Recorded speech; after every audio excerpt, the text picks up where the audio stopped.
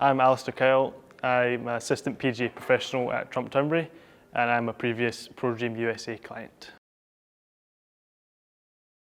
Alistair, if you can just tell us first of all how you started playing golf and when you got involved. Yeah, so I started playing golf when I was 4 or 5.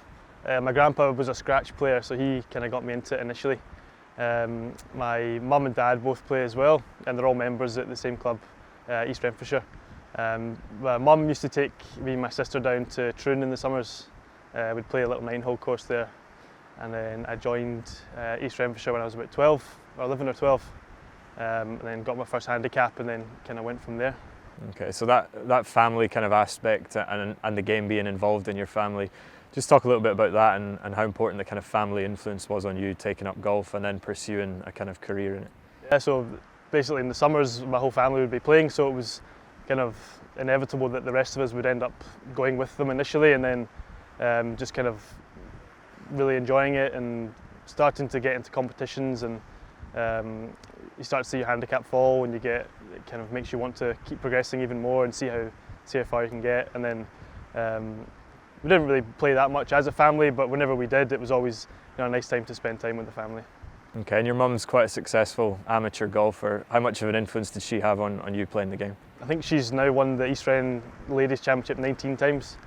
So that was, I don't think I would never have got to 19, but I managed to win it a couple of times as well. So it was just nice to see our names on the board together, kind of side by side. So yeah, she was definitely a big influence. And then she's playing, now plays for the Scotland over 50s team.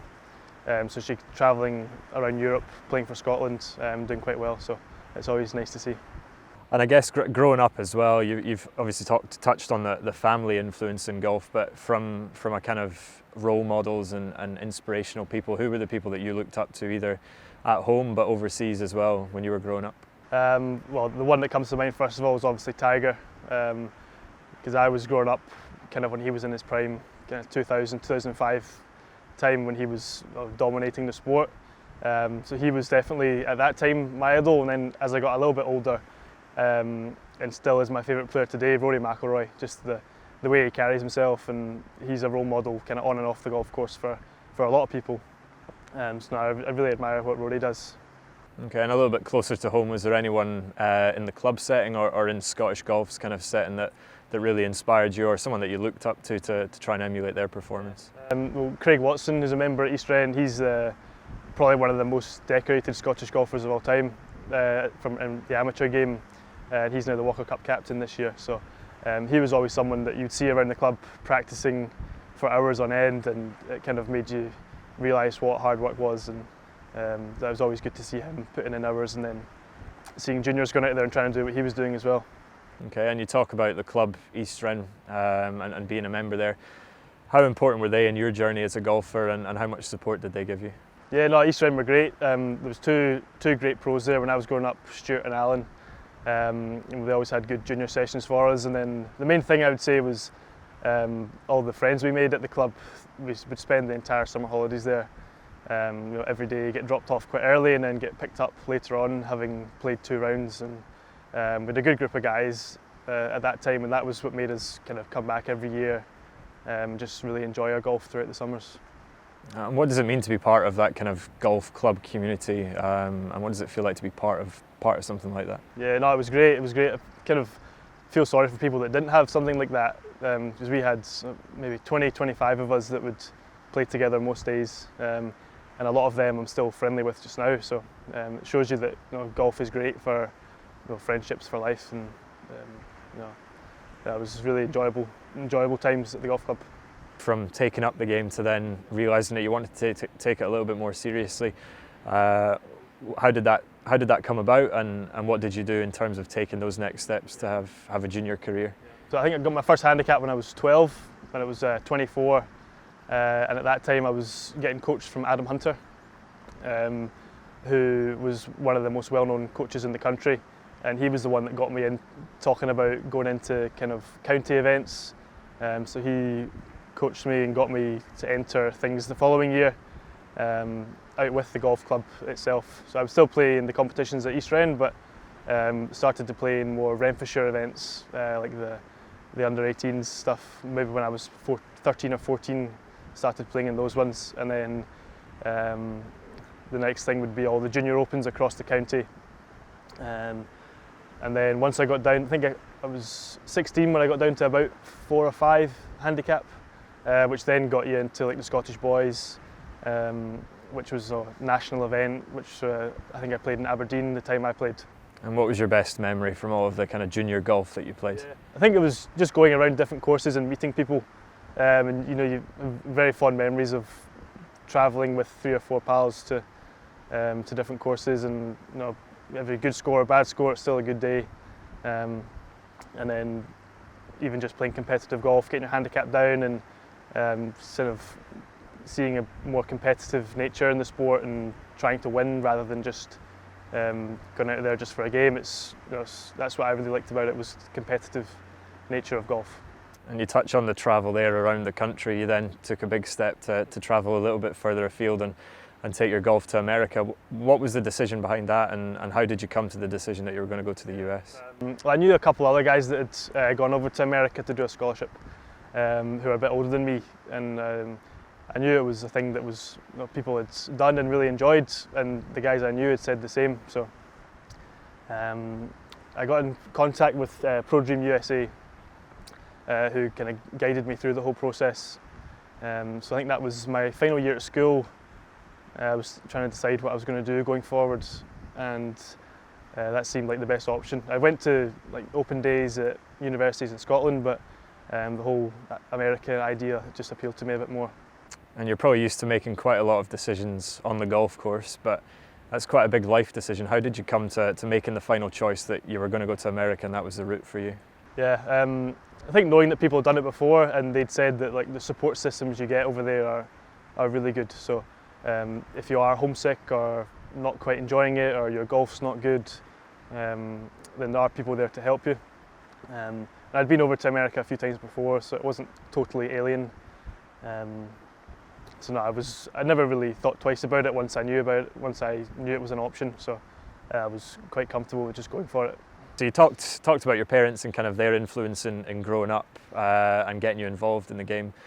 It's quite a big decision for you to make from a kind of family perspective as well. How supportive were they of that decision once you'd made it? Yeah, no, they 100% were happy with this decision I'd made.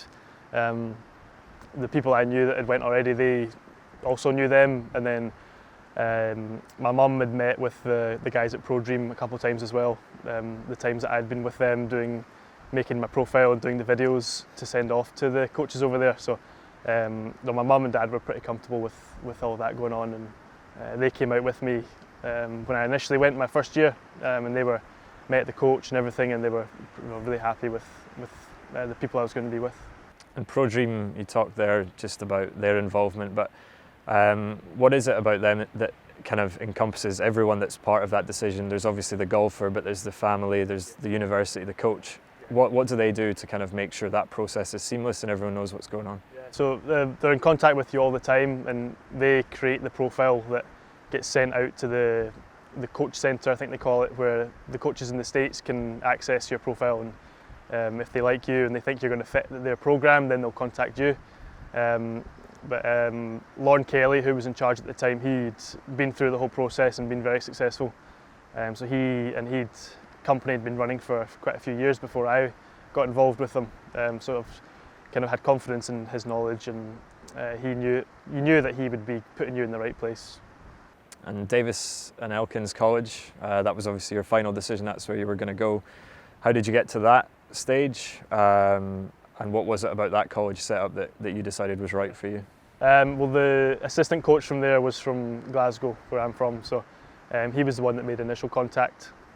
And there was another 8 guys from the UK who were also going into or some had been in the programme already, and some were coming in at the same year as me. So I think that helped as well, knowing that there'd be people from home. There was 2 other guys from Glasgow as well. So I think that helped as well, and been in contact with the coach for a number of months before actually going. So he was always there for answering questions, and kind of made me feel a bit more comfortable about going out there. And as you headed out to the US, what was it that you wanted to get out of the whole experience, and what were your goals when you went out there? Yeah, well, so at that age, when you're like 17, 18, at that point you're pretty much just thinking about the golf. But so initially that was the main focus was playing golf and trying to get better every year. So primarily that was my focus at the time. But then you start the classes and you start a few other things, and it really just becomes one big process you're getting through every day, and it's so varied that you're never really doing the same thing. So. Yeah, so you're obviously doing a degree at the same time, but you're playing close to full-time golf as well. So it was quite chaotic at times, but if you love golf and you're wanting to get an education, it's definitely the right way to go. And what sort of life lessons does that teach you in terms of managing your time, managing your schedule, balancing golf with studying and working as well? What lessons did you learn there? One of the main things I've got out of it was just managing your time, because the days we had in the season were so busy, where you'd be up early to go to the gym, you'd have maybe 2 or 3 hours of classes, and then you'd go straight to the golf course until it was dark really, and then you'd have homework to do, essays to do, and then it was just kind of the same thing every day. And then you'd have weeks where you'd be travelling for tournaments, because we were in West Virginia, and sometimes we'd travel to Florida, South Carolina, North Carolina, so quite big journeys to make for 3 or 4 days. And then you've got to come back, and then you're straight back into the next week. So I think that was what I took out. So it was quite an important lesson, was managing your time and sort of prioritising the correct things at the correct time. Was something that was pretty valuable. So you went straight from school in Scotland and the education system here into a totally new education system. What was it like actually studying in the States and overseas? Yeah, it was very different actually, because I'd come from doing like standard grades and higher, and then you think that you're kind of done with some of those subjects. But then in the States, the first 2 years you do more of a general education, where you still have to do maths, English, a science, a language and stuff like that. So it was a bit strange compared to what my friends were doing back home, where they would start their degrees straight away. But I quite liked that, because I ended up changing degrees 3 times whilst I was there. So that kind of worked in my favour. But the work itself is very different, to where it's more little assignments and little quizzes throughout the year, rather than just big projects and even dissertations over here. So I enjoyed it. I ended up doing a sport management degree, basically just because that was what I was more interested in. I thought about doing business management and psychology before that, but eventually settled on sport management. They had a very good program at Davis & Elkins. It was where it's stuff that I actually do use today. A lot of people, their degrees, they don't have anything to do with what they do afterwards, but a lot of mine is actually relevant to what I'm doing here. And you touched on the kind of balancing education but also developing your golf. How much did your game improve when you went to the US? Yeah, I was pretty drastically actually. I think I was 4, played off 4 when I went over to America, and then when I came back I was off +1. So statistically that's obviously 5 shots better. But just in terms of like a whole rounded golfer, you gain so much more from playing over there, maybe harder courses, courses you don't know, and you're playing in a team as well. So usually the format would be 5 players, and you count 4 scores and you add them together for the team score. So you're kind of pulling for yourself, but also for your teammates to have a good team score, as well as obviously focusing on your individual score. And the first few years I had some good scores, but never really properly took off. But then my final year, managed to win 2 tournaments and won the final one. It was 5 under par for the final round to win by 1 shot. So it was a good way to go out of the college golf. And what's it like being away from home and being that far away from home comforts? I never properly struggled with it. A lot of people I was with did. I think I was fortunate that I've travelled quite a lot with my family before to different countries, and just really liked where I was over there. So I never bored. I was always so busy that you never really have time to think about if you're missing home or all that. And then obviously there's FaceTime and Skype, so you are able to talk to your family. And then you're only ever away for about 4 months at a time. Well, I was anyway. I came home at Christmas time for a few weeks, and then would come home for the summers. So I was never away for too long. And if the people I knew that did get a bit homesick, there was always support there for them, and they always kind of got through the end of it. And what was college life like in terms of social life, meeting new people, and just learning new experiences? Yeah, no, that was probably one of my favourite parts about it, was the people you meet. We met people from, I think the university I was at, there was 22 different countries represented there, so I've got friends all over the world now, and just talking to them, you learn a lot. And a lot of the people I met there are now some of my closest friends. And I've been away for 2 years now, and we've even met up. Some of us have been back over to the States to see each other. Some guys have come over to Scotland for the first time in their life. So I think it benefits everyone, meeting people from all over the world. And social life was good as well. It's a bit different to the kind of Scottish social life, but it was great, really good. So there's probably a lot of young kids in Scotland that want to go to the States or pursue a scholarship. If someone was watching this video, what was a day in the life like for you on college campus as a golf scholar? So usually you'd wake up pretty early, and we'd start off going to the gym, sometimes 6 o'clock, 6:30. We'd do that probably 3 times a week. And then you would go for breakfast as a team at the canteen, and then you'd have probably 2 or 3 hours of class, back for lunch, and then we'd all get in a minibus and head to the golf course. We had 3 that we had access to, and we would use the range, short game area, play holes. Sometimes we'd have a structured practice, sometimes we would just be able to do what we wanted. So we would do that. We'd practice, depends on what time of year, but if we were fully in season, we'd be practicing probably 4 times a week. And then we had a really good indoor facility as well, so at night time you could also do your own stuff in there as well. And then we'd usually be there from say 2 till 7 or 8, depending on the day or what we had coming up. And then we'd come back, have dinner, and then you'd have maybe an hour or 2 to catch up on some work or do some homework or study. And then we were quite lucky, we all lived in the same apartment together. There was 7 of us, 6 of which were on the golf team together, so we would just sort of hang about the rooms and play PlayStation and watch TV and stuff together. So the days were very long and full, but they were really, really enjoyable. And if you were coming back to Scotland to talk to a group of people that wanted to go on and do a golf scholarship, how would you describe it in a kind of sentence, or what would you say to them? I'd say,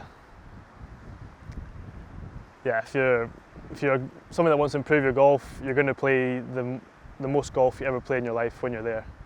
Like that, the 4 years I was there, played probably more golf than I had my entire life before that. It's like an everyday sort of thing.